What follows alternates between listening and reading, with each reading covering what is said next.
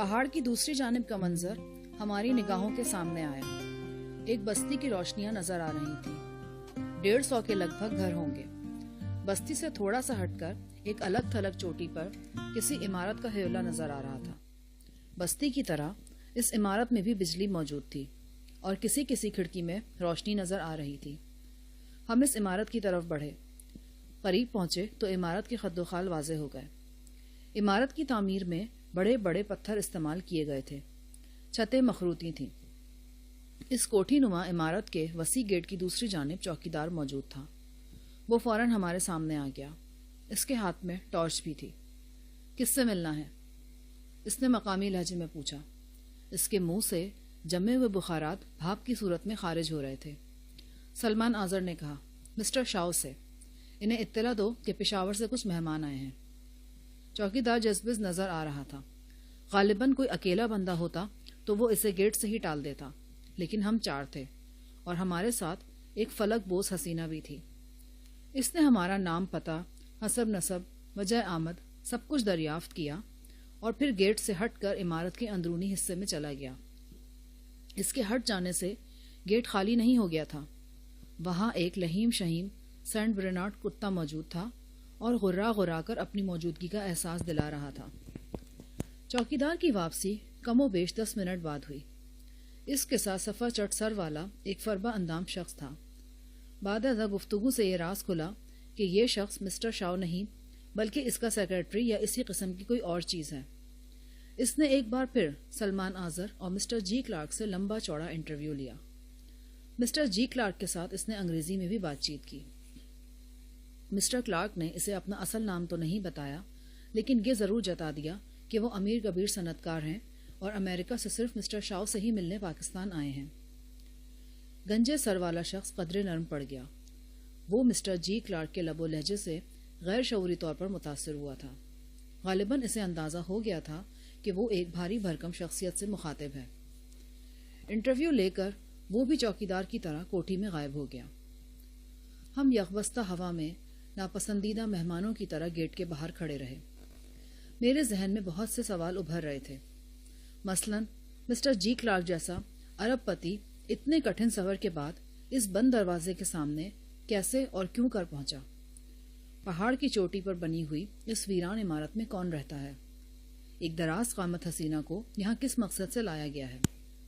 اور کیا وہ گلابی لفافہ بھی اس گورکھ دھندے سے مربوط ہے جس کے حصول کے لیے گلنار کالونی میں میرے اور عیسیٰ جان کے درمیان ایک خون ریز مارکا ہو چکا ہے؟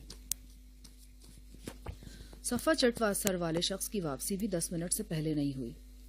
اس کی ہدایت پر ہمارے لیے آہنی گیٹ کھولا گیا۔ ہم اس کے ساتھ عمارت کے ڈرائیو وے پر آ گئے۔ اصل عمارت درختوں میں گھری ہوئی تھی۔ ہمارا رہبر ہمیں 2-3 راہداریوں سے گزار کر ایک نشست گاہ میں لے گیا۔ نشست گاہ خوب آراستہ تھی۔ دیوار گیر الماریوں میں کتابیں بھری ہوئی تھیں اور مختلف جگہوں پر شکار کیے ہوئے جانوروں کی ٹرافیاں سجی تھیں۔ ایک دیوار پر بڑے اہتمام سے رائل بنگال ٹائیگر کی کھال سجائی گئی تھی۔ اس کھال کو دیکھ کر ہم کہہ سکتے تھے کہ ہمارا میزبان شیر مار خان ہے۔ تھوڑی دیر بعد اس نے نشست گاہ میں قدم رنجا فرمایا۔ وہ واقعی شیر مار خان لگتا تھا۔ اس کا قد 60 اور 60.5 فٹ کے درمیان تھا۔ جسم مضبوط اور توانا، بال گھنے اور موٹے، اس کی نوکدار مونچھیں اوپر کو اٹھی ہوئی تھی۔ وہ سلیپنگ سوٹ میں ملوث تھا۔ اسے دیکھ کر پہلی نظر میں تو یوں لگا جیسے دوسری جنگ عظیم میں حصہ لینے والا کوئی دیو قامت کرنل یا بریگیڈیئر اپنے اسٹڈی روم سے اٹھ کر ہم سے ملنے چلا آیا ہے۔ لیکن ایسا دراز قامت شخص فوج میں کیسے بھرتی ہو سکتا تھا؟ مجھے ٹھیک سے معلوم نہیں، لیکن ہو سکتا ہے کہ فوج میں کم سے کم قد کی طرح زیادہ سے زیادہ قد کی بھی کوئی حد مقرر ہو۔ اگر مقرر نہیں تو ہونی چاہیے۔ جی فرمائیے، میں آپ کی کیا خدمت کر سکتا ہوں؟ آنے والے نے سرد خشک لہجے میں مسٹر جی کلارک سے سوال کیا۔ وہ ایشیائی لہجے میں انگریزی بولا تھا۔ جی کلارک کو ایسے لہجے کی توقع نہیں تھی۔ وہ کچھ گڑبڑا سے گئے، پھر سنبھل کر بولے، مسٹر شاو، میں آپ کو بے وقت ڈسٹرب کر رہا ہوں۔ اس کے لیے ایک بار پھر آپ سے بہت معذرت۔ میں آپ کا زیادہ وقت نہیں لینا چاہتا۔ کیا ہم کہیں اکیلے میں بات کر سکتے ہیں؟ اس سے پہلے کہ شاو کوئی جواب دیتا، اس کی نگاہ پہلی بار فنگ جی پر پڑی۔ میں نے اس کے چہرے پر ایک رنگ سا آ کر گزرتے دیکھا۔ وہ واضح طور پر چونکا اور محبت سے فنگ چی کی طرف دیکھنے لگا۔ اس کے ساتھ ہی اس کے درست خد و خال کو ایک پھوار جیسی نرمی نے ڈھانپ لیا۔ فنگ چی کے روشن چہرے سے بمشکل نگاہیں ہٹا کر اس نے مسٹر جی کلارک کی طرف دیکھا اور بولا، آئیے میرے ساتھ۔ وہ دونوں آگے پیچھے چلتے نشست گاہ کے ایک بند دروازے میں داخل ہو گئے۔ وہ دونوں ایک خوبصورت کیبن نما کمرے میں پہنچے تھے۔ اس کیبن کو نشست گاہ سے جدا کرنے والی دیوار شیشے کی تھی۔ کیبن میں دودھیا لائٹ جل رہی تھی۔ مسٹر جی کلارک اور مسٹر شاؤ آمنے سامنے صوفوں پر بیٹھ گئے۔ ان کے درمیان شیشے کی تپائی پر شیشے کی ایشٹرے جگمگا رہی تھی۔ مسٹر جی کلارک اور میزبان کے درمیان ایک طویل گفتگو کا آغاز ہو گیا۔ ہم لاتعلقی سے نشست گاہ کے صوفوں پر بیٹھے رہے۔ ایک چاقو چوبند جاپانی ملازم نے ہمارے سامنے چائے اور دیگر لوازمات لا کے رکھ دیے۔ یہ جاپانی ٹوٹی پھوٹی اردو بھی بولتا تھا اور گاہے بگاہے 3 الفاظ کی تکرار کر رہا تھا، اور کوئی چیز، اور کوئی چیز۔ اسی ملازم نے شیشے کے کیبن میں بھی چائے پہنچا دی تھی۔ میں نے محسوس کیا کہ مسٹر جی کلارک سے باتیں کرتے ہوئے کسی وقت مسٹر شاؤ کی نگاہ نشست گاہ میں بیٹھی فنگ چی پر پڑتی تو اس کے چہرے پر چمک سی نمودار ہو جاتی۔ مسٹر شاؤ کی عمر 50 اور 60 کے درمیان تھی، تاہم فار ایسٹ کے عام باشندوں کی طرح اس کے قوا مضبوط تھے اور آنکھوں میں زندگی کی لپک تھی۔ یقیناً وہ ڈرنک بھی کرتا تھا۔ اس کی آنکھوں میں نشہ تیر رہا تھا اور آنکھوں کے نیچے واضح ابھار دکھائی دیتے تھے۔ اچانک مجھے اندازہ ہوا کہ مہمان اور میزبان کے درمیان ہونے والی گفتگو کسی اہم موڑ پر پہنچ گئی ہے۔ مسٹر جی کلارک نے اپنے اوور کوٹ کی اندرونی جیب میں ہاتھ ڈالا اور بڑی احتیاط سے گلابی لفافے والی پڑیا نکال لی۔ پڑیا کھول کر انہوں نے چنے کی دال کا ایک دانہ نکالا اور مسٹر شاؤ کی ہتھیلی پر رکھ دیا۔ دونوں حضرات بڑی توجہ سے اس دانے کو دیکھ رہے تھے، جیسے یہ دال کا دانہ نہ ہو، دانہ گندم ہو، اور خاص اسی دانے کو کھانے کی پاداش میں آدم اور حوا جنت بدر کیے گئے ہیں۔ اب یہ دونوں حضرات سوچ رہے ہیں کہ اس دانے کو کہاں اور کس قیمت پر نیلام کیا جائے، لیکن بات یقیناً کچھ اور تھی۔ دونوں دانہ اس دانے پر سر جوڑے بیٹھے تھے اور بہت سنجیدہ قسم کی گفتگو کر رہے تھے۔ مسٹر جی کلارک نے اپنا ہاتھ ایک بار پھر کوٹ کی جیب میں ڈالا اور وہاں سے ایک محدب عدسہ برآمد کر لیا۔ یہ ویسا ہی عدسہ تھا جیسا گھڑی ساز حضرات گھڑی کا معائنہ کرتے ہوئے آنکھ پر چڑھا لیتے ہیں۔ مسٹر شاؤ نے عدسہ اپنی آنکھ پر لگایا۔ ایسا کرنے میں مسٹر جی کلارک صاحب نے بھی ان کی مدد کی۔ عدسہ لگا کر مسٹر شاؤ بغور دال کے دانے کو دیکھنے لگے۔ ان کے چہرے پر اب دلچسپی کے آثار نمودار ہو رہے تھے۔ ان کی ماہیت دیکھ کر مسٹر جی کلارک کے چہرے پر بھی دبا دبا جوش نظر آنے لگا۔ مسٹر شاؤ نے انٹرکام پر ملازم کو بلایا۔ وہی صفا چٹ سر والا شخص جو میزبان کے سیکرٹری یا اسسٹنٹ کے فرائض انجام دیتا تھا، ایک رائٹنگ پیڈ لیے ہوئے شیشے کے کیبن میں داخل ہوا۔ پیڈ میز پر رکھ کر وہ خاموشی سے باہر آ گیا۔ مسٹر شاؤ نے اب زیادہ غور سے دال کے دانے کا معائنہ شروع کیا اور معائنے کے ساتھ ساتھ رائٹنگ پیڈ پر بھی کچھ لکھنے لگے۔ پہلے دانے کے بعد دوسرے کی باری آئی، پھر تیسرے کی، اور اسی طرح تمام دانوں کی تحریر شاؤ کے قلم سے کاغذ پر منتقل ہو گئی۔ میرے لیے اب اس بات میں شک کی کوئی گنجائش نہیں تھی کہ دال کے ان دانوں پر منیچر کے انداز میں کوئی خاص تحریر لکھی گئی ہے۔ منیچر مصوری کی ایک معروف صنف ہے۔ بڑے ماہرانہ انداز میں بہت چھوٹی چھوٹی اشیاء پر کوئی شبیہ بنائی جاتی ہے یا خطاطی کی جاتی ہے۔ کہا جاتا ہے کہ بعض فنکار اس مقصد کے لیے گلہری کی دم کے باریک ترین بال بطور برش استعمال کرتے ہیں۔ تحریر مکمل ہو چکی تو مسٹر شاؤ نے تحریر والا کاغذ سامنے رکھا اور اس کی طرف دیکھ کر ایک دوسرے کاغذ پر کچھ لکھنے لگا۔ جیسا کہ بعد میں معلوم ہوا کہ اس نے محدب عدسے سے نظر آنے والی تحریر کا انگریزی میں ترجمہ کیا تھا۔ ترجمے والا کاغذ اس نے مسٹر جی کلارک کے حوالے کیا تو ان کے چہرے پر ہلچل کے آثار نظر آنے لگے۔ کوشش کے باوجود وہ اپنے تاثرات پر قابو پانے میں ناکام ہو رہے تھے۔ رات کا باقی حصہ ہم نے پہاڑ کی بنی ہوئی اسی کوٹھی میں گزارا۔ بڑا افسانوی اور رومان پرور سا ماحول تھا۔ کھڑکیوں سے باہر گرج چمک کے ساتھ بارش ہو رہی تھی۔ کمروں میں آتش دان دہک رہے تھے اور بلند و بالا چھتوں کے نیچے ایک سناٹا سا گونجتا محسوس ہوتا تھا۔ میرے لیے اب اس نتیجے پر پہنچنا مشکل نہیں تھا کہ طویل قامت فنگچی کو صرف اور صرف مسٹر شاؤ کی خوشنودی کے لیے یہاں لایا گیا ہے۔ دوسرے لفظوں میں اس کی حیثیت ایک تحفظ کی تھی۔ یوں لگتا تھا کہ جی کلارک صاحب اپنے میزبان یعنی مسٹر شاؤ کی خشک دماغی و بد دماغی سے پوری طرح آگاہ تھے۔ انہوں نے مسٹر شاؤ کو فنگچی کا تحفہ دے کر اپنا کام نکلوایا تھا۔ کام کی نوعیت بھی اب میرے سامنے آ گئی تھی۔ چنے کی دال کے دانوں پر منیچر کے اسٹائل میں کوئی تحریر لکھی گئی تھی۔ مسٹر جی کلارک اس تحریر سے آگاہ تھے، لیکن وہ کسی ایسی زبان میں تھی جسے پڑھنا ان کے لیے مشکل یا ناممکن تھا۔ ان کے لیے یہ کام مسٹر شاؤ نے کیا۔ مسٹر جی کلارک کے لیے دوسری منزل پر خصوصی بیڈ روم مخصوص کیا گیا تھا۔ سلمان آذر کا کمرہ نچلی منزل پر میرے ساتھ ہی تھا۔ فنگچی کے لیے کوئی کمرہ نہیں تھا۔ یقینی بات تھی کہ وہ مسٹر شاؤ کی خوابگاہ میں ہی شب بسر کرے گی۔ میں سونے کے لیے بستر پر لیٹا تو معلوم ہوا کہ مجھے بھی اپنا بیڈ روم مسٹر شاؤ ہی کی طرح کسی کے ساتھ شیئر کرنا ہے، لیکن میرا پارٹنر فنگچی کی طرح حسین و جمیل نہیں تھا۔ وہ مرسڈیز گاڑی کا مہمان ڈرائیور سادات خان تھا، جس کے جسم میں نسوار کی بو اور سگریٹ کا دھواں رچا بسا تھا۔ ہمیں الگ صبح بیدار کر دیا گیا۔ رات کافی دیر سے سوئے تھے، یوں صبح سویرے بیدار کیا جانا کچھ اچھا نہیں لگا۔ مسٹر شاؤ کے ایک ملازم نے بتایا کہ مالک آپ کو کچھ دکھانا چاہتے ہیں۔ ظاہر ہے مالک سے اس کی مراد مسٹر شاؤ کی ہی تھی۔ میں اور ڈرائیور سادات خان بیڈ روم سے نکل کر کوٹھی کی دوسری منزل پر آ گئے۔ مسٹر شاؤ کا ملازم ہماری رہنمائی کر رہا تھا۔ یہاں ایک ہال نما کمرے میں مسٹر جی کلارک، سلمان آذر اور شاؤ پہلے سے موجود تھے۔ ان کے علاوہ ایک چینی یا جاپانی عورت بھی تھی۔ میں یہ دیکھ کر حیران ہوا کہ یہ عورت بھی فنگچی کی طرح غیر معمولی طور پر لمبی ہے۔ وہ بڑے نفیس لباس میں تھی۔ شیشے کی خوبصورت میز پر چائے کے برتن رکھے تھے اور وہ لوگ چائے سے شغل کر رہے تھے۔ اس ہال نما کمرے کی ایک پوری دیوار میں شیشے لگے ہوئے تھے۔ ان شیشوں سے دور تک وادی اور پہاڑی کا منظر صاف نظر آتا تھا۔ واقعی یہ خوبصورت جگہ تھی۔ ارد گرد کے پہاڑ خشک تھے، لیکن وادی میں دور تک سبزہ نظر آتا تھا۔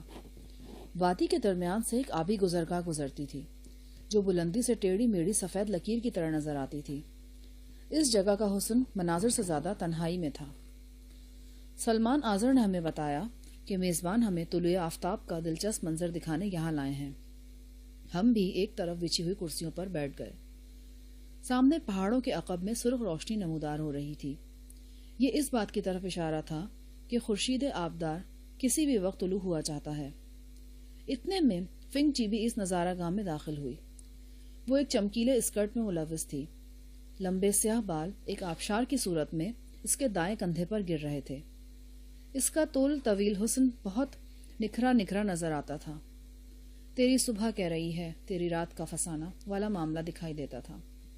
اسے دیکھ کر مسٹر شاؤ جلدی سے تعظیماً کھڑا ہو گیا اور بیٹھنے کے لیے کرسی پیش کی۔ کافی بدلا ہوا نظر آتا تھا وہ۔ اس کا تمام کھردراپن اور تلخ مزاجی ایک قابل قبول سنجیدگی میں ڈھل گئی تھی۔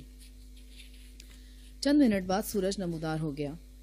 سب سے پہلے اس کا بالائی کنارہ پہاڑ کی چوٹی سے نمودار ہوا اور کرنیں کسی اچانک چھوٹ جانے والے فوارے کی طرح چاروں طرف پھیل گئیں۔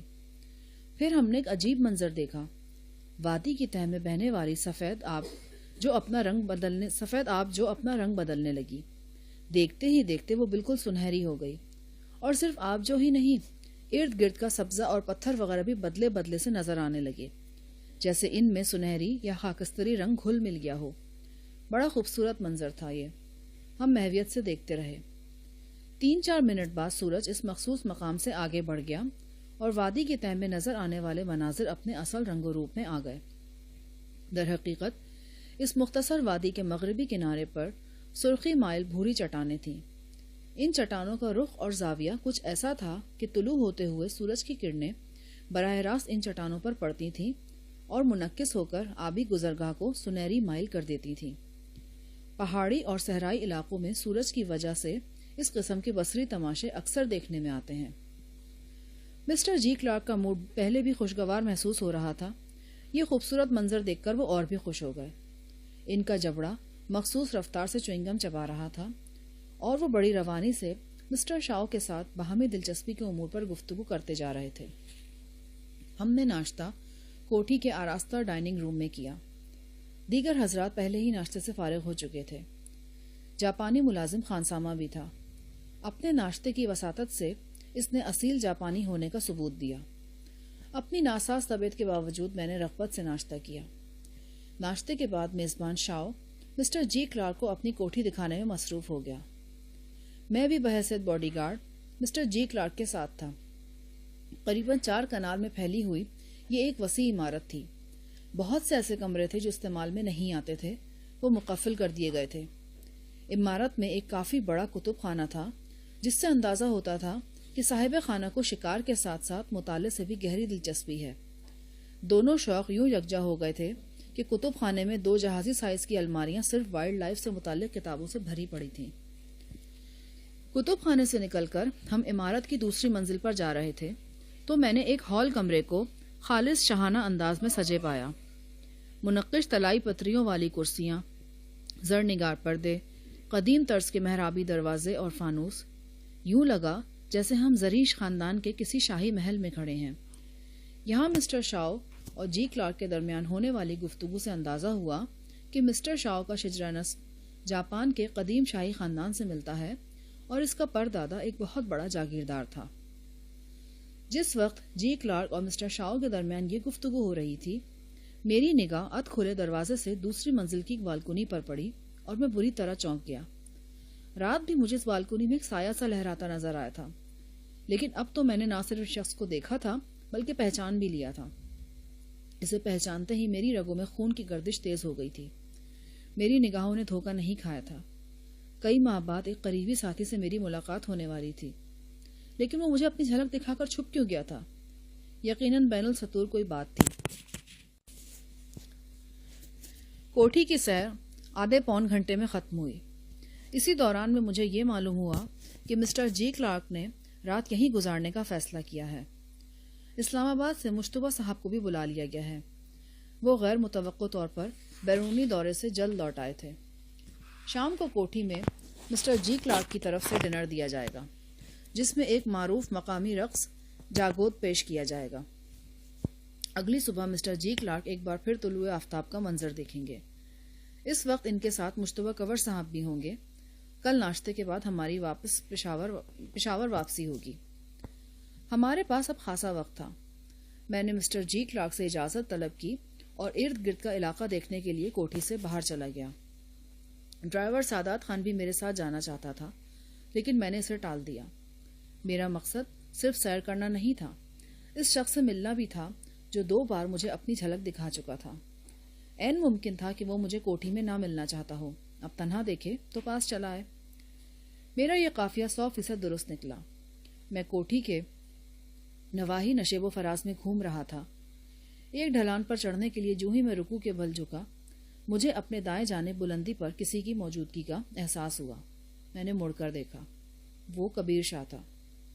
کبیر شاہ، جسے میں نے کئی ماہ پہلے آخری بار کچکا خیلہ میں دیکھا تھا۔ ہم دونوں نائکا سریا بائی کے ساتھ کچکا خیلہ پہنچے تھے۔ بعد میں عیسیٰ جان نے جشن کے موقع پر لشکر خان کے ساتھیوں کا قتل عام کر دیا تھا۔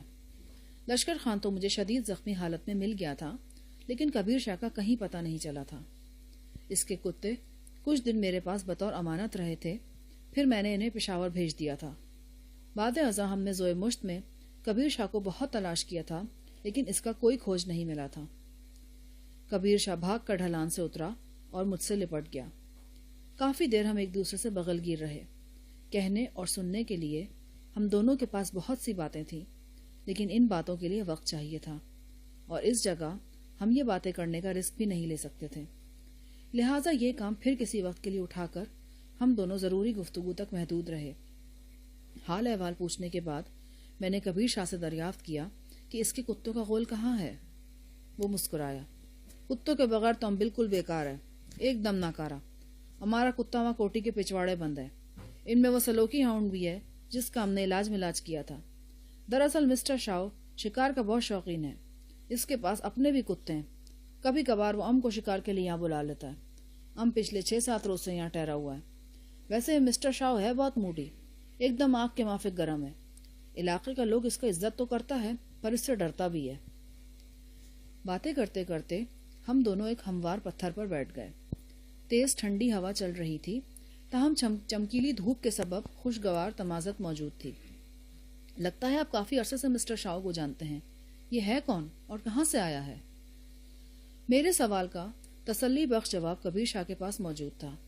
اس نے جو کچھ بتایا وہ مختصر الفاظ میں کچھ یوں ہیں۔